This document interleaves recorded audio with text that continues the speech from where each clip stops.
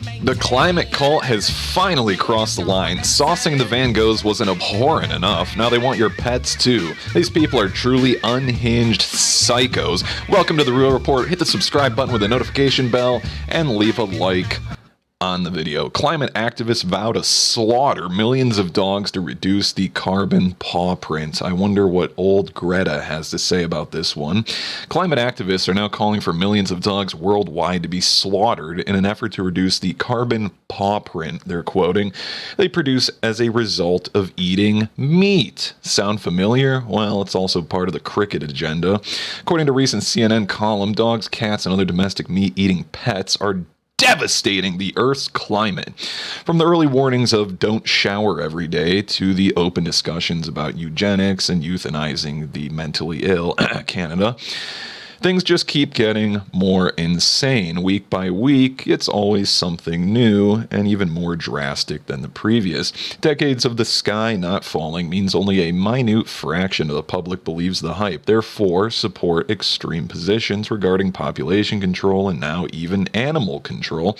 And of course, a few years ago, cow flatulence was going to keep the world from achieving its climate goals. So, of course, Bessie the cow was targeted for her carbon hoof print. Well, if you guys haven't seen this article from October of this year, New Zealand wants to tax farmers for their cows' burps and farts, which is obviously insanity. So we'll cover that in another one.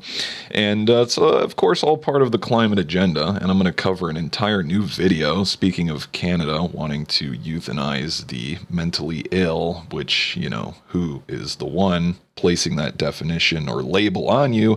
You know, that is the trillion-dollar question. But we're going to talk about the carbon credits in the next video, so make sure to click on that one. Now, don't bring large breed animals into your home, no matter the size. Feed Fido or Fluffy only insect-based meals. That could help reduce their carbon footprint.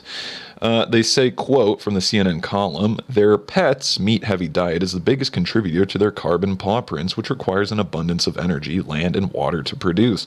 And the production of pet food emits huge amounts of planet-warming gases. If our furry friends formed a separate country, it would rank 5th in the global meat consumption behind China, the US, Brazil, and Russia. You know, right after the sacrificing millions of dogs, of course, then it's going to turn to people. If only we had 3 billion less people, well, the global meat consumption would be exponentially lower, and then maybe we wouldn't have to worry about cow flatulence. Now, the American Veterinary Medical Association, the U.S. has 80 million families owning over 135 million dogs and cats between them. And of course, this is part of the extreme eco movement. So, you know, this is just what's next on their agenda. Again, smack the like button, comment, and subscribe. And then we're going to cover this in the next video. Van City's Visa cards will help consumers track their climate impact as climate credits come to a town near you.